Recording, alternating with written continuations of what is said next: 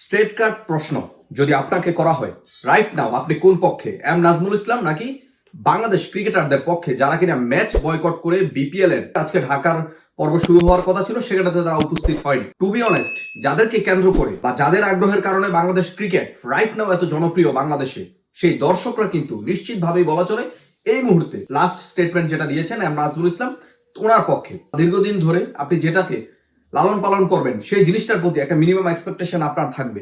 সেই জায়গা থেকে বাংলাদেশের ক্রিকেটের ফ্যানরা এ পর্যন্ত কিছুই পায়নি। অর্জনের খাতা যদি দেখতে হয় তাহলে সেক্ষেত্রে শূন্য বলা চলে। রাইট নাও এই জিনিসটা বোঝা যাচ্ছে না যে সাংবাদিকতা বা জার্নালিজমের কোন ইথিক্সের মধ্যে পড়ে যে জোয়ার যেদিকে যাবে সেই দিকেই আপনাকে চলতে হবে।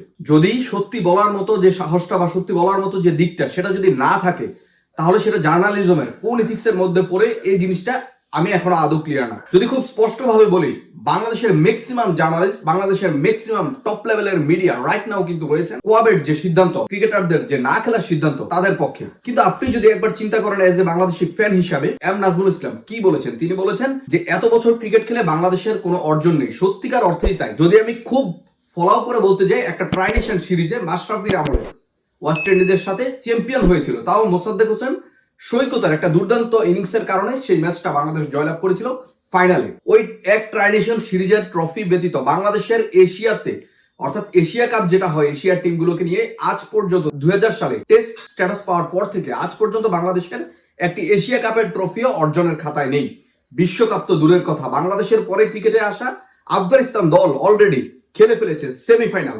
আমি তেমন কোনো বড় জার্নালিস্ট বা রিপোর্টার নয়, just as a cricket fan হিসেবে এতটুকু বলতে পারি, কে কোন দিকে গেল, কে কি বললো সেটা আমার কাছে এখন বোধগম্য হচ্ছে না। আমার কাছে যেটা মনে হচ্ছে রাইট নাও উনি যে কথাটা বলেছেন এবং বোল্ডলি বলেছেন, এই কথাটা আমি বলতেছি না যে আগে পরে তিনি যেসব কথা বলেছেন, এই কথাটা যে বলেছেন যে বাংলাদেশের ভান্ডার অর্থাৎ বাংলাদেশের তেমন কোনো অর্জন নেই, এই কথাটার সাথে আমি সহমত পোষণ করছি। আলোচনা সমালোচনা সেগুলো ক্রিকেটে থাকবে, কিন্তু এটাকে আলটিমেট পর্যায়ে নিয়ে গিয়ে বিপিএল যেখানে চলছে, ঢাকা আসর আজকে থেকে শুরু হবে, নানা রকমের প্ল্যানিং, দর্শকরা মাঠে এসে পড়েছেন কিন্তু মাঠে নেই প্লেয়াররা। এই যে একটা সিদ্ধান্ত সেটা বাংলাদেশের ক্রিকেটের জন্য কতটুকু শুভকর হয় সেটাই দেখার বিষয় রাইট নাও। জানাতে ভুলবেন না কমেন্ট বক্সে আপনার মতামত, কোন পক্ষে আপনি, এম নাজমুল ইসলাম নাকি বাংলাদেশি ক্রিকেটাররা যে স্ট্যান্ডিং পজিশন নিয়েছেন, যে স্টান্স নিয়েছেন সেটার পক্ষে।